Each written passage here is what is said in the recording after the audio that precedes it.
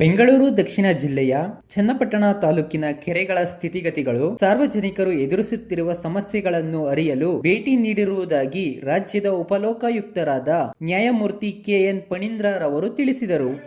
ಅವರು ಚನ್ನಪಟ್ಟಣ ತಾಲೂಕಿನ ಕೆರೆಗಳ ಸ್ಥಿತಿಗತಿಗಳನ್ನು ಪರಿಶೀಲಿಸಿದ ನಂತರ ಮಾಧ್ಯಮದವರೊಂದಿಗೆ ಮಾತನಾಡಿದರು.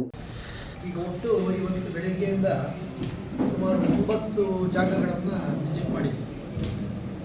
ಅದರಲ್ಲಿ ಉಡ್ಲೂರು ಕೆರೆ, ಉಡಿಕೆ ಹೊಸಳ್ಳಿ ಕೆರೆ, ಸಂತೆ ಮೂಗೇನಹಳ್ಳಿ ಕೆರೆ, ಸುಣ್ಘಟ್ಟ ಕೆರೆ, ಶೆಟ್ಟಿ ಕೆರೆ, ರಾಮಮ್ಮನ ಕೆರೆ ಮತ್ತು ಕುಡಿ ನೀರು ಕಟ್ಟೆ, ಇವಿಷ್ಟನ್ನು ನಾವು ಪರಿಶೀಲನೆ ಮಾಡಿದಾಗ ಆಲ್ಮೋಸ್ಟ್ ಎಲ್ಲ ಕೆರೆಗಳಲ್ಲೂ ಕೂಡ ಒಂದಲ್ಲ ಒಂದು ರೀತಿಯಲ್ಲಿ ಒತ್ತುವರಿ ಇದೆ. ಮತ್ತು ಊರಿನ ಎಲ್ಲ ಕೊಳಚೆ ನೀರು, ಕಸರೆ ನೀರು, ಈವನ್ ಡ್ರೈನೇಜ್ ನೀರು ಮತ್ತು ಈ ಲೆಟ್ರಿನು ಅದ್ರದ್ದು ಎಲ್ಲನೂ ಕೂಡ ಕೆಲವು ಕೆರೆಗಳಿಗೆ ಹೋಗ್ತಾ ಇರೋದು ಮೇಲ್ನೋಟಕ್ಕೆ ಕಂಡುಬರುತ್ತೆ. ಅದರೊಳಗಂತೂ ಈ 2 ಕೆರೆಗಳು, ಯಾವುದು ಶೆಟ್ಟಿ ಕೆರೆ, ಕಟ್ಟಿಹಳ್ಳಿ ಕೆರೆ ಮತ್ತು ಈ ಕುಡಿ ನೀರ ಕಟ್ಟೆ ಕೆರೆ, ಇವುಗಳನ್ನು ನಾನು ಮ್ಯಾಪು ಎಲ್ಲನೂ ಪರಿಶೀಲನೆ ಮಾಡಿದಂಥ ಸಂದರ್ಭದಲ್ಲಿ ಅರ್ಧ ಕೆರೆ ಒತ್ತುವರಿಯಾಗಿದೆ. ಸುಮಾರು ಅರ್ಧ ಕೆರೆ ಇದರಲ್ಲಿ ಕುಡಿ ನೀರು ಕಟ್ಟೆಯಲ್ಲಿ ಒತ್ತುವರಿಯಾಗಿದೆ. ಇನ್ನು ಈ ಶೆಟ್ಟಿಹಳ್ಳಿ ಕೆರೆ ಒಳಗೆ 2.5 ಎಕರೆ ಕೆರೆ ಒತ್ತುವರಿಯಾಗಿದೆ. ಆಮೇಲೆ ಮುನ್ಸಿಪಾಲ್ಟಿಯವರು ಅದು ಏನು ಕೆಲಸ ಮಾಡ್ತಾರೋ, ಯಾಕೆ ಮಾಡ್ತಾರೋ ಏನೋ ಗೊತ್ತಿಲ್ಲ. ಮುನ್ಸಿಪಲ್ ಆಫೀಸಿಗೆ ಬರುತ್ತೆ ಅಂತಂದು ಹೇಳ್ತಾರೆ. ನಾನು 30 ಸರಿ ಅಲ್ಲಿ ವಿಸಿಟ್ ಮಾಡಿದ್ದೀನಿ ಅಂತ ಹೇಳ್ತಾರೆ ಕಮಿಷನರು. ನನ್ನ ಪ್ರಕಾರ ಒಂದು ಸರಿ ಅವ್ರು ವಿಸಿಟ್ ಮಾಡಿಲ್ಲ, ಅಥವಾ ಮಾಡಿದ್ರೂ ಕೂಡ ಏನೂ ಕ್ರಮ ತಗೊಂಡಿಲ್ಲ. ಯಾವ ಕಾರಣಕ್ಕೆ ಅಂತ ಗೊತ್ತಿಲ್ಲ. ಒಂದು ಚೂರು ಅದ್ರ ಬಗ್ಗೆ ಕಾಳಜಿ ತೋರಿಸಿಲ್ಲ. ಎಲ್ಲನೂ ಡೆಬ್ರೀಸ್ ಹಾಕಿರೋದು, ಒಳಗಡೆ ಎಲ್ಲ ಕಚ್ಚಡಗಳಿಂದ ಬೆಳ್ಕೊಂಡಿರೋದು. ಆಮೇಲೆ ಆ ಕಡೆಯಿಂದ ಮನೆಗಳು ಎನ್ಕ್ರೋಚ್ಮೆಂಟ್ ಮಾಡಿ ಒಂದು 2 ರೋ ಮನೆ ಕಟ್ಟಿರೋದು ಕ್ಲೀನಾಗಿ ಕಾಣುತ್ತೆ. ಅಲ್ಲಿಂದ ಎಲ್ಲನೂ ಕಸರನ್ನ ಈ ಕೆರೆಗೆ ಬಿಡ್ತಾ ಇದೆ. ಊರ ಮಧ್ಯ ಇರ್ತಕ್ಕಂಥ ಕೆರೆ ಅದು ನೋಡಿದ್ರೆ ಸೊಳ್ಳೆ, ನೊಣ ಪ್ರತಿಯೊಂದು ಕೂಡ ಅಲ್ಲಿ ಒಂದು ರೋಗಗಳ ಆಗರ ಆಗೋದಕ್ಕೆ ಇನ್ನೇನು ಜಾಸ್ತಿ ದಿನ ಬೇಕಾಗಲ್ಲ ಅದು. ಸೊ ಆ ರೀತಿ ಈ ಕೆರೆಗಳೆಲ್ಲರೂ ಕೂಡ ಇವತ್ತು ನಿಲ್ತಾ ಇದೆ. ಈಗ ನಾನು ಡಿಕ್ಟೇಷನ್ ಕೊಟ್ಟು ಈ ಕುಡಿ ನೀರ ಕಟ್ಟೆದನ್ನು ಕೂಡ ಸ್ವಯಂ ಪ್ರೇರಿತ ದೂರನ್ನು ನೋಂದಾವಣೆ ಮಾಡ್ಕೊಂಡಿದ್ದೀನಿ. ನಾನು ನೋಡಿದ್ದೆ. ಆಮೇಲೆ ಕಣ್ವಾ ನದಿ ನೀವು ನೋಡಿದ್ರೆ ಆ ಟೆಂಪಲ್ ಹಿಂಭಾಗದಲ್ಲಿ ಕಣ್ವಾ ನದಿ ಹರಿತಿದೆ ಇದೆ ಅಂತಲೇ ಗೊತ್ತಾಗೋದಿಲ್ಲ, ಅಷ್ಟೆಲ್ಲ ಮುಚ್ಕೊಂಡು ಹೋಗ್ಬಿಟ್ಟು. ಆಮೇಲೆ ಆ ಕಡೆ ಸೈಡಿಂದ ಹೋಗಿ ಬ್ರಿಡ್ಜ್ ಹತ್ರ ನೋಡಿದ್ವಿ. ಬ್ರಿಡ್ಜ್ ಹತ್ರ ನೋಡಿದ್ರೆ ಇಡೀ ನದಿ ಒಳಗೆ ಬರೀ ಮರಗಳು, ಗಿಡಗಳು ಎಲ್ಲ ಉಟ್ಕೊಂಡಿವೆ. ಆಮೇಲೆ ಆ ಕೆಳಗಡೆ ಪೈಪ್ಲೈನ್ ಹಾಕಿದ್ದಾರೆ ನೀರು ಹೋಗೋಕ್ಕೆ. ಆ ಪೈಪ್ಲೈನ್ ಎಲ್ಲ ಬ್ಲಾಕ್ ಆಗಿ ಮುಚ್ಕೊಂಡಿದೆ. ಎಲ್ಲ ಊರಿನವರೆಲ್ಲ ಕಸ ಕಡ್ಡಿ ತಂದು ಹಾಕಿರೋದು ಅಲ್ಲೇ ಇದೆ. ಯಾರು ಸಂಬಂಧಪಟ್ಟವರು ಅದನ್ನು ನೋಡ್ಕೋಬೇಕು, ಏನು ನೋಡ್ಕೊಂಡಿಲ್ಲ. ಇವರು ಅಲ್ಲೇ ಇದ್ದರು. ಇವರು ಕೂಡ ಯಾವುದೋ ಒಂದು ವಿಚಾರವನ್ನು ಹೇಳಿದ್ರು. ಇವತ್ತು ಅವ್ರಿಗೂ ಹೇಳಿದ್ದೀನಿ, ಒಂದು ಕಂಪ್ಲೇಂಟು ಇದನ್ನು ಕೊಡಪ್ಪ ಕರೆಕ್ಟಾಗಿ ಅಂತ. ನಿಮ್ಮ ಹೆಸರೇನು? ಕುಮಾರ್. ಸೊ ಇಷ್ಟು ನಿಮ್ಮೂರಿನ ಪರಿಸ್ಥಿತಿ ಈಗ ಇದೆ. ನಾವು ಇದುವರೆಗೂ ನೋಡಿದ್ರೆ ನಿಮ್ಮ ಪೇಪರ್ನವ್ರು ಒಬ್ಬರೂ ನಮ್ಗೆ ಇನ್ಫಾರ್ಮೇಷನ್ ಕೊಟ್ಟಿಲ್ಲ. ನಾವು ಅವರು ಇಂಡಿಯನ್ ಎಕ್ಸ್ಪ್ರೆಸ್, ಯಾರು ನಿಮ್ಮ ಹೆಸರೇನು? ಯತಿರಾಜ್. ಅವರೊಂದು ಪೇಪರ್ನಲ್ಲಿ ಬರೆದಿದ್ರು, ಇಷ್ಟಿಷ್ಟು ಕೆರೆ ಇದೆ, ಇಷ್ಟಿಷ್ಟು ಕೆರೆ ಒತ್ತುವರಿಯಾಗಿದೆ, ಯಾರು ನೋಡೋರಿಲ್ಲ ಹೇಳೋರಿಲ್ಲ ಅಂತ ಬರೆದಿದ್ದು. ಆಧಾರದ ಮೇಲೆ ಈ ಅಷ್ಟು 7 ಕೆರೆಗಳ ಮೇಲೆ ಸುಮೋಟೋ ಕೇಸನ್ನು ರಿಜಿಸ್ಟರ್ ಮಾಡಿದ್ದೀನಿ. ಇವತ್ತು ಆ ಕಣ್ವಾ ನದಿದು ಕೇಸ್ ರಿಜಿಸ್ಟರ್ ಮಾಡ್ಕೊಂಡಿದ್ದೀನಿ ಮತ್ತು ಕುಡಿ ನೀರ ಕಟ್ಟೆದು ಕೂಡ ರಿಜಿಸ್ಟರ್ ಮಾಡ್ಕೊಂಡಿದ್ದೀನಿ. ಆಮೇಲೆ ರಾಮದೇವರು ದೇವಸ್ಥಾನದ್ದು ಕೂಡ ಕೇಸನ್ನು ರಿಜಿಸ್ಟರ್ ಮಾಡ್ಕೊತೀನಿ. ಸುಮೋಟೋ ಕೇಸ್ ರಿಜಿಸ್ಟರ್ ಮಾಡ್ಕೊತೀನಿ. ನಾವು ಸುಮೋಟೋ ಕೇಸ್ ರಿಜಿಸ್ಟರ್ ಮಾಡ್ಕೊಳ್ಳೋದು ಅಂತಂದರೆ ಮೊದಲಿನ ಥರ ಅಲ್ಲ. ಈಗ ನಾನು ಬಂದ ನಂತರ ರಿಜಿಸ್ಟರ್ ಮಾಡ್ಕೊಳ್ಳೋ ತರಹನೇ ಬೇರೆ. ನಾವು ಒಂದು ಸರಿ ಈಗ ಸುಮೋಟೋ ರಿಜಿಸ್ಟರ್ ಮಾಡ್ಕೊತೀವಿ ಅಂತಂದರೆ ಅದು ಪೂರ್ತಿ ಆಗೋವರೆಗೂ ಕೂಡ ಬಿಡಲ್ಲ.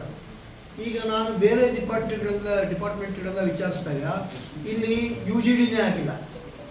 ಅಂದರೆ ಊರಿನ ಡ್ರೈನೇಜ್ ಏನು ಸರಿಯಾದ ರೀತಿಯಲ್ಲಿ ಮೈಂಟೈನ್ ಮಾಡಬೇಕು, ಊರಿನಿಗೆಲ್ಲ ಎಷ್ಟು ಡ್ರೈನೇಜ್ ಇರಬೇಕು, ಅದು ಎಲ್ಲೇ ಕಸರೆ ಎಲ್ಲೆಲ್ಲಿಗೆ ಹೋಗಬೇಕು, ಹೇಗೆ ಸಂಸ್ಕರಣೆ ಆಗಬೇಕು ಅನ್ನೋದ್ರ ಬಗ್ಗೆ ಯಾವುದೇ ಪ್ಲಾನ್ ಆಗಿಲ್ಲ ಈ ಊರಿನ ಚನ್ನಪಟ್ಟಣದ್ದು ಅಂತಲೇ ಅಲ್ಲ, ಸ್ಟೇಟಲ್ಲಿ ಸುಮಾರು ಸಿಟಿಗಳಲ್ಲಿ, ಸುಮಾರು ಊರುಗಳಲ್ಲಿ ಈ UGD ಸ್ಕೀಮ್ ಫೇಲ್ ಆಗಿದೆ. ಅದಕ್ಕೆ ಅವ್ರು ಹೇಳಿದ್ರು, ಇವಾಗ ನಮಗೆ ಅದಕ್ಕೆ 94 ಕೋಟಿ ಅದಕ್ಕೆ ಎಸ್ಟಿಮೇಟ್ ನಾವು ಕಳಿಸ್ಕೊಟ್ಟಿದ್ದೀವಿ. ಜೊತೆಗೆ 6 ಕೋಟಿ 2 ಎಕರೆ ಜಮೀನನ್ನು ಅದಕ್ಕೆ ನಾವು ಅಕ್ವೈರ್ ಮಾಡ್ಕೋಬೇಕು. ಅಲ್ಲಿ ಸಂಸ್ಕರಣಾ ಇದನ್ನು ಸ್ಥಾಪನೆ ಮಾಡಬೇಕು. ಎಲ್ಲ ಕಡೆಯಿಂದ ಊರಿಂದ ಎಷ್ಟು ಕಸರೆ ಹೋಗುತ್ತೆ ಎಲ್ಲನೂ ಒಂದು ಕಡೆಗೆ ಹೋಗಾಗಿ ಮಾಡಿ ಅಲ್ಲಿ ಸಂಸ್ಕರಣೆಯನ್ನು ಮಾಡಿ ಆ ನಂತರ ಅದನ್ನು ಕೆರೆಗೆ ಬಿಡೋದು, ಮುಂದಕ್ಕೆ ಬಿಡೋದನ್ನು ಮಾಡ್ತಕ್ಕಂಥ ಒಂದು ಕೆಲಸ ಆಗಬೇಕು. ಅದಕ್ಕೆ 94 ಕೋಟಿದು ಎಸ್ಟಿಮೇಟನ್ನು ಕಳಿಸ್ಕೊಟ್ಟಿದ್ದೀವಿ. ಮತ್ತು 6 ಕೋಟಿ ಅಕ್ವಿಸಿಷನ್ ಕಳಿಸ್ಕೊಟ್ಟಿದ್ದೀವಿ, ಸರ್ಕಾರ ಅದನ್ನೆಲ್ಲ ಸ್ಯಾಂಕ್ಷನ್ ಮಾಡಿಲ್ಲ ಅಂತ. ಒಂದು 6 ಕೋಟಿದೇನೋ ರಿಜೆಕ್ಟ್ ಮಾಡಿಬಿಟ್ಟಿದ್ದಾರೆ ಫೈನಾನ್ಸ್ ಡಿಪಾರ್ಟ್ಮೆಂಟವರು ಅಂತಂದು ಹೇಳಿದ್ರು. ಅದನ್ನೆಲ್ಲ ಮೆಟೀರಿಯಲ್ ಎಲ್ಲಿಂದ ಕೊಡಿ ನೋಡೋಣ, ನಾನು ಒಂದು ಸರ್ಕಾರಕ್ಕೊಂದು ರೆಕಮೆಂಡೇಷನನ್ನು ಮಾಡ್ತೀನಿ. ಇದು ಅವಶ್ಯಕವಾಗಿ ಬೇಕಾಗಿರ್ತಕ್ಕಂಥದ್ದು. ಇಲ್ಲ ಅಂತಂದರೆ ಊರಿನಲ್ಲೆಲ್ಲನೂ ಬರೀ ಕಚಡಗಳೇ ಸುತ್ತಮುತ್ತ, ಊರು ಸುತ್ತ ಬರೀ ಕಚಡ ಕೆರೆಗಳೇ ಇರುತ್ತೆ ಅಷ್ಟೇ ಹೊರತು ಶುದ್ಧವಾಗಿ ಮಾಲಿನ್ಯ ರಹಿತವಾದಂಥ ಕೆರೆಗಳು ಇರೋದಕ್ಕೆ ಸಾಧ್ಯತೆ ಇಲ್ಲ ಅಂತಂದು ಅದ್ರ ಬಗ್ಗೆ ನಾನು ಇವಾಗ ಕ್ರಮ ತಗೊಳ್ಳೋದು ಇದೆ. ನೀವುಗಳು ಯಾವ್ದಾದ್ರು ಗಮನಕ್ಕೆ ಬಂದರೆ ನಮ್ಮ ಪೇಪರ್ನಲ್ಲಿ ಹಾಕಿಸಿ ಒಂದು ಕಾಪಿ ಕಳಿಸ್ಕೊಡಿ. ಪೂರೈಸುವವರನ್ನು ಮುಕ್ತಾಯ ಮಾಡಲ್ಲ. ಇಲ್ಲಿ ಜವಾಬ್ದಾರಿ ಕೊಡ್ತಿದ್ವಿ ಡಿ ಸಿ ಅವರಿಗೆ, ಒಂದು ಕಮಿಟಿ ಫಾರ್ಮ್ ಮಾಡೋದಕ್ಕೆ ಹೇಳಿದ್ವಿ. ಈ ಏನೇನು ಇದಕ್ಕೆ ಯಾರ್ಯಾರು ಸಂಬಂಧಪಟ್ಟಿದ್ದಾರೆ ಕೆರೆಗೆ, ಇವರು ಹೆಡ್ಡಲ್ಲಿ ಇವರು ಮತ್ತು CEO ಒಂದು ಕಮಿಟಿ ಕಾನ್ಸ್ಟಿಟ್ಯೂಟ್ ಮಾಡೋರು. ಅದರಲ್ಲಿ ಮುನ್ಸಿಪಲ್ ಕಮಿಷನರು, ADLR, DDLR ಮತ್ತು ಪೊಲ್ಯೂಷನ್ ಕಂಟ್ರೋಲ್ ಬೋರ್ಡ್ನವರು, ಮುನ್ಸಿಪಲ್ ಕಮಿಷನರು ಇವರೆಲ್ಲರೂ ಪಾರ್ಟಿ ಮಾಡ್ತಾರೆ.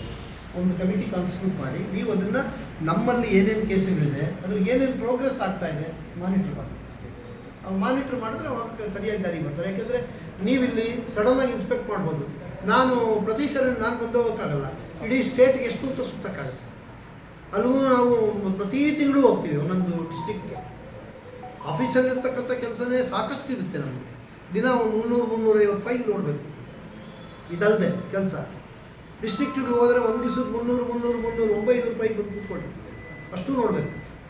ಅದಕ್ಕೆ ಸಾರ್ವಜನಿಕ ಸಂಪರ್ಕ ಅಧಿಕಾರಿಗಳು ಯಾರು ಒಂದು ಆಶಾಭಾವನೆ ಇಟ್ಕೋಬೋದಾ ಸರ್? ನಿಮ್ಮಿಂದಾದರೂ ತಾಲೂಕಿನ ಕೆರೆಗಳು ಉಳಿತವೆ. ನಾನು ಪ್ರಾಮಾಣಿಕವಾದಂಥ ಪ್ರಯತ್ನ ಮಾಡ್ತೀನಿ ಅಂತ ಹೇಳ್ಬೋದು. ನಾನು ಯಾವ ಅಶ್ಯೂರೆನ್ಸು ಯಾರ ಮೇಲೆ ಆಧಾರದ ಮೇಲೆ ಕೊಡಬೇಕು? ಯಾಕೆಂದ್ರೆ ಸರ್ ಈಗ ಇವ್ರುಗಳ ಆಧಾರದ ಮೇಲೆ ಶೆಟ್ಟಿಹಳ್ಳಿ ಕೆರೆನ 2019ರಲ್ಲಿ ಅದನ್ನ ಸರ್ ಈಗ ಹೇಳಿರ್ತಾರೆ. 2 ತಿಂಗಳು ಟೈಮ್ ಕೊಟ್ಟಿದ್ದೀನಿ. ಅಲ್ಲ, ಇದು ಚೂರು ಗಮನಕ್ಕೆ ಬರ್ತೀನಿ ಸರ್. 2019ರಲ್ಲಿ ಸ್ಟೇ ಹೋಗ್ತಾರೆ. ಯಾರು ಒತ್ತುವರಿದಾರ ಯಾರು ಇರ್ತಾರೆ, ಒಂದು 3 ರಿಟ್ ಅರ್ಜಿ ಸಲ್ಲಿಸ್ತಾರೆ. ಆ ಸ್ಟೇ ವೆಕೇಟ್ ಮಾಡಿಸುವಂಥ ಜವಾಬ್ದಾರಿ ಯಾರ್ದು ಸರ್? ಅವರೇ ಮಾಡಿಸ್ಬೇಕು. ಸಂಬಂಧಪಟ್ಟ PD ಆಫೀಸರ್ PD ಅವರು 2019ವರೆಗೂ ಆ ಸ್ಟೇ ವೆಕೇಟ್ ಮಾಡಿಸ್ತಿಲ್ಲ ಅಂದ್ರೆ ಅವ್ರಿಗೆ ಯಾವ ಸಾರ್ವಜನಿಕ ಅದಕ್ಕೆ ನೋಡ್ಬೇಕು ಅದು ಏನು ಮಾಡಿದ್ದಾರೆ. ಸರ್, ಈಗ ಒಟ್ಟು ಸರ್ 13 ಜನ ಏನಾಗಿದೆ ಅಂತಂದು ನಾವು ಈಗ 13 ಜನ ಹೋಗಿದ್ದಾರೆ ಸರ್. ಅದಕ್ಕೆ ಅವರಿಗೆ ಅಲ್ಲ ಅವರಿಗೆ ಕೊಡಲಿ. ಬಟ್ ಯಾರ ಮೇಲೂ ಅಷ್ಟೇ ವೆಕೇಟ್ ಮಾಡಲಿಕ್ಕೆ ಒಂದು ಪ್ರಯತ್ನ ಕೂಡ ಆಗಿಲ್ಲ. ಈಗ ಮಾಡಿಸ್ತೀನಿ ನಾನು. ಈಗ ನಾನು ಮಾಡಿಸ್ತೀನಿ. ಸ್ಟೇ ಅಪ್ಲಿಕೇಶನ್ ಯಾಕಿಲ್ಲ, ನಿಮ್ಮ ಮೇಲೆ ಯಾಕೆ ಕ್ರಮ ತಗೋಬಾರ್ದು ಅಂತ ಕೇಳ್ತೀನಿ ಅವರು. ಆಮೇಲೆ ಸರ್ ಪ್ರತಿದಿನ ಒತ್ತುವರಿ ಆಗ್ತಾ ಇದೆ ಸರ್ ಆ ಕೆರೆ. ಇಡೀ ಕೆರೆನೇ ನುಂಗಾಕ್ತಾರೆ ಜನ. ಪ್ರತಿದಿನ ಒತ್ತುವರಿ ಆಗ್ತಾ ಇದೆ ಸರ್. ಪ್ರತಿಯೊಬ್ಬರೂ ಬೇರೆ ಆದಾಯದ ಮೇಲೆ ಎಷ್ಟು ಬೇಕಾದ್ರೂ ಅಕ್ವೈರ್ ಮಾಡ್ಕೊಳ್ಳೋದಕ್ಕೆ ಪ್ರಯತ್ನ ಮಾಡ್ತಾರೆ. ಗೊತ್ತಾಯ್ತಾ? ಯಾರು ಬೇಡ ಅನ್ನಲ್ಲ. ಪಕ್ಕದಲ್ಲಿ ಮನೆ ಪಕ್ಕದಲ್ಲೇ ಒಂದಷ್ಟು ಜಾಗ ಸಿಕ್ಕುತ್ತೆ ಅಂದರೆ ಅದೇನಾದ್ರು ಇರಲಿ, ಎಲ್ಲರೂ ಕಾಯ್ತಿರ್ತಾರೆ ಆಪರ್ಚುನಿಟೀಸ್.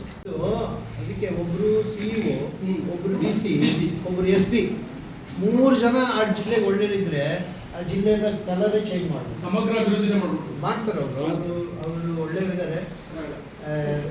ನಾನು ಹೇಳಿದ್ದೀನಿ ಅವ್ರಿಗೆಲ್ಲರೂ ಕೂಡ.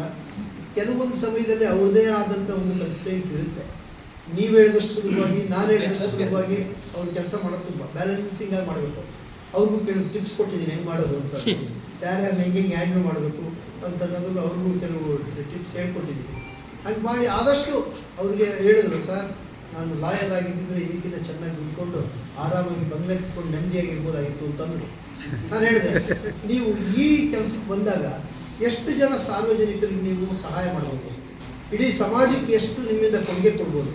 100 ಜನ 1000 ಜನಕ್ಕೆ ನಿಮ್ಮಿಂದ ಹೆಲ್ಪ್ ಆಗುತ್ತೆ. ಲಾಯರ್ ಆದರೂ ಅಷ್ಟು ಕೆಲಸ ಮಾಡೋಕ್ಕಾಗಲ್ಲಪ್ಪ. ಲಾಯರ್ ಆದರೆ ನಿಮ್ಮ ಹತ್ರ ಯಾರು ಬರ್ತಾರೋ ಅವ್ರಿಗೆ ಮಾತ್ರ ಮಾಡ್ಬೋದು. ಆದರೂ ನೀವು ಪ್ರತಿಯೊಬ್ಬರ ಹತ್ರಕ್ಕೂ ಹೋಗಿ ಮಾಡ್ಬೋದು. ಈಗ ಪ್ರತಿಯೊಂದು ಹಳ್ಳಿಗೆ ಹೋಗ್ಬೋದು, ಇಡೀ ಜಿಲ್ಲೆಗೆ ಏನ್ರಿ, ಇಡೀ ದೇಶಕ್ಕೆ ಮಾಡ್ಬೋದು, ರಾಷ್ಟ್ರಕ್ಕೆ ಮಾಡ್ಬೋದು ಅವರು. ಅದಕ್ಕೋಸ್ಕರ ನೀವು ಅನ್ಕೊಳ್ಳಿ, ಹೇಳಿದೆ ನಾನು ಈಗ ಕಾನೂನು ಬರ್ತಾ ಹಂಗೆ ಅನ್ಕೊಳ್ಳೇಬೇಡಿ. ದೇವರು ಒಂದು ಆಪರ್ಚುನಿಟಿ ಕೊಟ್ಟಿದ್ದಾರೆ, ಎಲ್ಲರಿಗೂ ಕೊಡಲ್ಲ. ಇಷ್ಟು ಕೋಟಿ ಜನದಲ್ಲಿ ಇವ್ರನ್ನ IAS ಮಾಡ್ತಾರೆ ದೇವರು. ಇವ್ರಿಗೆ ಯಾಕೆ DC ಕೊಡ್ತಾರೆ? ರೆಸ್ಪಾನ್ಸಿಬಿಲಿಟಿ ಯಾಕೆ ಕೊಟ್ಟಿದ್ದಾರೆ? ಏನೋ ಒಂದಲ್ಲಿ ಒಂದು ಶಕ್ತಿ ಇದೆ ಅಂತ ದೇವರು ಆ ಸ್ಥಾನ ಕೊಟ್ಟಿದ್ದಾರೆ, ಅದನ್ನು ಸದುಪಯೋಗ ಪಡಿಸ್ಕೊಳ್ಬೇಕು. ಆದರೆ ನಾನು ಹೇಳಿದ್ದಲ್ಲ, ಕೆಲವು ಕನ್ಸ್ಟ್ರೈನ್ಸ್ ಇರುತ್ತೆ, ಅದನ್ನೆಲ್ಲ ನುಳಿಸ್ಕೊಂಡು ಬ್ಯಾಲೆನ್ಸ್ ಮಾಡಬೇಕು. ಮಾಡ್ತಾರೆ ಅವ್ರಿಗೂ ಹೇಳಿದ್ದೀನಿ. ನಿಮ್ಮ CEO ಕೂಡ ಅವ್ರಿಗೂ ಕೂಡ ಹೇಳಿದ್ದೀನಿ, ಮಾಡ್ತಾರೆ. ನಿಮ್ದು ಏನಾದರೂ ಇದ್ದರೆ ನಮ್ಮ SP ಅವ್ರಿಗೊಂದು ಕೊಡಿ. ನೀವು ಈ ಥರದ್ದು ಏನಾದ್ರು ಸಾರ್ವಜನಿಕವಾಗಿ ಏನಾದರೂ ಇದ್ದರೆ ಫಸ್ಟು ನಮ್ಮ SP ಅವ್ರಿಗೆ ಒಂದು ದೂರು ಕೊಡಿ. ಅವರು ಒಂದು ಪ್ರಾಥಮಿಕವಾದಂಥ ಒಂದು ತನಿಖೆ ಮಾಡ್ತಾರೆ. ಪ್ರಾಥಮಿಕವಾದಂಥ ತನಿಖೆ ಮಾಡಿ ಅದಕ್ಕೊಂದು ರಿಪೋರ್ಟ್ ಕೊಟ್ಟು, ಇದರಲ್ಲೇ ಸುಮಾರು ಅವರು ರಿಪೋರ್ಟ್ ಕೊಟ್ಟಿದ್ದಾರೆ ನಮಗೆ. ಸಬ್ ರಿಜಿಸ್ಟರ್ದೆಲ್ಲ ಸ್ವಲ್ಪ ಚೇಂಜಸ್ ಮಾಡಬೇಕು. ಸಾಕಷ್ಟು ಸರ್ಪ್ರೈಸ್ ವಿಸಿಟ್ಗಳು ಮಾಡಬೇಕು. ಸರ್ಪ್ರೈಸ್ ವಿಸಿಟ್ಗಳು ಮಾಡಿ ಹಿಡಿದಾಕಬೇಕು. ಜೈಲಿಗೆ ಕಳಿಸ್ಬಿಡ್ಬೇಕು. ಇದು ಲಂಚ ತಗೊಳ್ಳೋರು, ಇದು ಭ್ರಷ್ಟಾಚಾರ ಮಾಡೋರು ಮಾತ್ರ ಯಾವ ಕಾರಣಕ್ಕೂ ಬಿಡಬಾರ್ದು, ಜೈಲಿಗೆ ಕಳಿಸ್ಬೇಕು. ಅವಾಗ ಒಂದು 4 ಜನ ಸರಿಯಾದವ್ರನ್ನ ಕಳಿಸಿದ್ರೆ ಸ್ವಲ್ಪ ನೆಟ್ಟಾಗ್ತಾರೆ. ಎಷ್ಟು ದಿನದಲ್ಲಿ ಮಾಡ್ತೀಯಪ್ಪ? 2 ತಿಂಗಳಲ್ಲಿ ಮಾಡಿ ತೋರಿಸ್ಬೇಕು. ಇಲ್ಲ ಅಂತಂದ್ರೆ ನಾನು ತಿರ್ಗಿ 2 ತಿಂಗಳು ಬಿಟ್ಟು ಕರೆಕ್ಟಾಗಿ ಇಲ್ಲಿ ಬರ್ತೀನಿ. ಇದೆಲ್ಲ ಏನಾದ್ರು ಇತ್ತು ಅಂತಂದ್ರೆ ನಾನು ಆ್ಯಕ್ಷನ್ ತೊಗೋತೀನಿ. ಹಾಂ, ನಿಮ್ಗೆ ಆಮೇಲೆ ಇದರಲ್ಲಿ ಏನೇನು ಆ್ಯಕ್ಷನ್ ತೊಗೊಂಡಿದ್ದೀರಾ ನೀವು? ನೋಟಿಸ್ ಕೊಟ್ಟಿರ್ತೀರಲ್ವಾ? ಕೊಟ್ಟಿದ್ದೀರಾ ಇಲ್ವಾ? ಸರಿಯಪ್ಪ, ನೀವು ನೋಟಿಸ್ ಕೊಟ್ಟಿರೋದು, ಅವರು ಕೋರ್ಟ್ಗೆ ಹೋಗಿರೋದು, ಕೋರ್ಟಲ್ಲಿ ಸ್ಟೇ ಆರ್ಡರ್ ಆಗಿರೋದು, ಕೋರ್ಟ್ನಲ್ಲಿ ನೀವೇನು ಕ್ರಮ ತಗೊಂಡಿದ್ದೀರಾ ಸ್ಟೇ ವಿಕೆಟ್ ಮಾಡ್ಸೋಕ್ಕೆ, ಇಷ್ಟು ಇನ್ಫಾರ್ಮೇಷನ್ ನನಗೆ ಬೇಕು. ಇವ್ರು ಪಾರ್ಟಿ ಮಾಡಿದ್ರೆ ಹೆಂಗ್ರಿ ಮಾಡ್ತಾರೆ? ನಾವು ಇಂಪ್ಲೀಟ್ ಆಗಿ ನೋಡ್ತಾ ಇದ್ದು ವಿಚಾರಣೆಗೆ ಬರ್ತಾ ಇಲ್ಲ. ಅದು ವಿಚಾರಣೆಗೆ ಯಾಕೆ ಬರಬೇಕು? 2020 ಆಗಿರೋ ಸರ್. ಅಪ್ಪ, ಇಂಪ್ಲೀಡ್ ಆಗೋಕ್ಕೆ ನಾನು 7 ವರ್ಷ 8 ವರ್ಷ ಹೈಕೋರ್ಟ್ ಜಡ್ಜ್ ಆಗಿ ಕೆಲಸ ಮಾಡಿದ್ದೀನಿ, ಗೊತ್ತಾಯ್ತಾ? ಇಂಪ್ಲೀಡ್ ಆಗೋಕ್ಕೆ ಕೇಸ್ ಮುಂದೆ ಕೋರ್ಟ್ ಮುಂದೆ ಕೇಸ್ ಬರಬೇಕಾಗಿಲ್ಲ. ರಿಜಿಸ್ಟ್ರಿ ಒಳಗೆ ನೀನು ಅಪ್ಲಿಕೇಶನ್ ಕೊಟ್ಟರೆ ಪುಟಪ್ಪ ಕೋರ್ಟಿಗೆ ಬರುತ್ತೆ ಆಟೋಮೆಟಿಕ್ಕಾಗಿ. ನೀವು ಅಲ್ಲಿ ರಿಜಿಸ್ಟ್ರಿಗೆ ಹೋಗಿ ಕೇಳಬೇಕು, ಸರಿ ಸರ್ ನಾವು ಇಂಪ್ಲೀಡಿಂಗ್ ಆಗಬೇಕು, ಲಾಯರ್ ಕಡೆಯಿಂದ ಮಾಡಿಸಿ. ಬೇಗ ನೀವೇ ಪಾರ್ಟಿ ಇನ್ ಪರ್ಸನ್ ಅಂದರೆ ಬರೋದಿಲ್ಲ ಅದು. ಸರಿ ಸರ್. ಅದಕ್ಕೆ ಬೇರೆ ಇನ್ನೊಂದು ಕಮಿಟಿ ಮುಂದೆ ಹೋಗಿ ಆರ್ಗ್ಯುಮೆಂಟ್ ಮಾಡಿ ಅದೆಲ್ಲ ಪಚಿತಿ ಆಗುತ್ತೆ. ಒಬ್ಬ ಲಾಯರ್ನ ಇಟ್ಕೊಳ್ಳಿ, ಇಂಪ್ಲೀಡಿಂಗ್ ಅಪ್ಲಿಕೇಶನ್ ಹಾಕಿಸಿ, ಅಡ್ವಾನ್ಸ್ ಮಾಡಿಸ್ತಾರೆ ಕೇಸ್ನ ಲಾಯರು, ಆರ್ಗ್ಯುಮೆಂಟ್ ಮಾಡಿಸಿ, ಅವಾಗೆಲ್ಲ ಕೊಡಿ ಇದನ್ನು ಇಮ್ಮಿಡಿಯೇಟಾಗಿ ವೆಕೆಟ್ ಮಾಡಿ. ಅವರು ಏನು ಮಾಡ್ತಾರೆ ಅಂತ ನಾನು ಅವ್ರ ಕಡೆಯಿಂದನೂ ಮಾಡಿಸ್ತೀನಿ, ವೆಕೆಟ್ ಮಾಡಿಸ್ತೀನಿ. ಸರ್, ಆ ಭಾಗದಲ್ಲೂ ಮನೆಗೆಲ್ಲ ಕಟ್ಕೊಂಡಿದ್ದಾರೆ ಸರ್. ಹೂನಪ್ಪ, ಅದನ್ನೇ ಬೆಫರ್ ಝೋನಲ್ಲಿ ಕಟ್ಟಿದಾರೆಲ್ಲ. ಸರ್, ಖಾತೆನೂ ಆಗಿದೆ ಸರ್. 3 ಖಾತೆ ಮಾಡ್ಕೊಂಡು ಈ ಖಾತೆ ಮಾಡ್ಕೊಂಡಿದ್ದಾರಂತೆ ಸರ್. ಖಾತೆನೂ ಮಾಡ್ತಾರೆ, ಎಲ್ಲಾನು ಮಾಡ್ತಾರೆ, ಏನು ಬೇಕಾದ್ರೂ ಮಾಡ್ಕೊಡ್ತಾರೆ. 4 ಈ ಖಾತೆ ಆಗಿದೆ. ಹಾಂ ಸರ್. ಈ ಖಾತೆ ಆಗಿದೆ. 4 ಈ ಖಾತೆ. ಅವ್ರು ತೋರಿಸ್ತಾ ಇದ್ದಾರೆ ಎಷ್ಟಪ್ಪ ಎನ್ಕ್ರೋಚ್ಮೆಂಟ್? 2 ಎಕರೆ 20 ಗುಂಟೆ ಒತ್ತುವರಿ ಇದೆ ಸರ್. 2 ಎಕರೆ 20 ಗುಂಟೆ ಒತ್ತುವರಿ ಲೆಕ್ಕ ಹಾಕ್ಕೊಡಿ ಸರ್. ನೀವು ಬರ್ತಾರೆ ಅಂತ ಕ್ಲೀನ್ ಮಾಡಿರೋದು 2 ಅಷ್ಟೇ ಸರ್. ಎಕರೆ 20 ಗುಂಟೆ ಅಂತಂದ್ರೆ ಎಷ್ಟು ಸೈಟ್ ರೀ? ಅಲ್ಲ, ಸೈಟ್ ಆದ್ರೆ 50 ಆಗ್ತವೆ. 50 ಸೈಟ್ 50 ಸೈಟ್ ಅಷ್ಟು ಒತ್ತುವರಿ ಮಾಡಿದ್ದಾರೆ. 50 ಸೈಟ್ ಅಷ್ಟು 30 ಇಂದ 20-30 ಅಂದ್ರೆ 20-30 ಸರ್, ಇನ್ನೊಂದು ಕುನ್ನೀರು ಕಟ್ಟೋದು ಕೊಟ್ಟಿದ್ದೀವಿ ಸರ್. ಅದೇ ಹೈವೇನಲ್ಲಿ ಬರ್ತಾ that is also encouragement. Highway ಅಲ್ಲಿ ನೋಡ್ರಿ, 7 ಕೆರೆದು ನಾನೇ ರಿಜಿಸ್ಟರ್ ಮಾಡಿದ್ದೀನಿ ಸುಮೋಟ. ಯಾರೂ ಅರ್ಜಿ ಕೊಟ್ಟಿಲ್ಲ ನನಗೆ ಬಂದಿಲ್ಲ. ನೀವು ಬೇರೆ ಲೋಕಾಯುಕ್ತರು ಕೊಟ್ಟಿದ್ರು ಗೊತ್ತಿಲ್ಲ ನನಗೆ, ಅದು ನನ್ನ ಹತ್ರ ಇರೋದು. ನಿಮ್ಮ ಹತ್ರ ಅಲ್ಲ, ಲೋಕಾಯುಕ್ತ.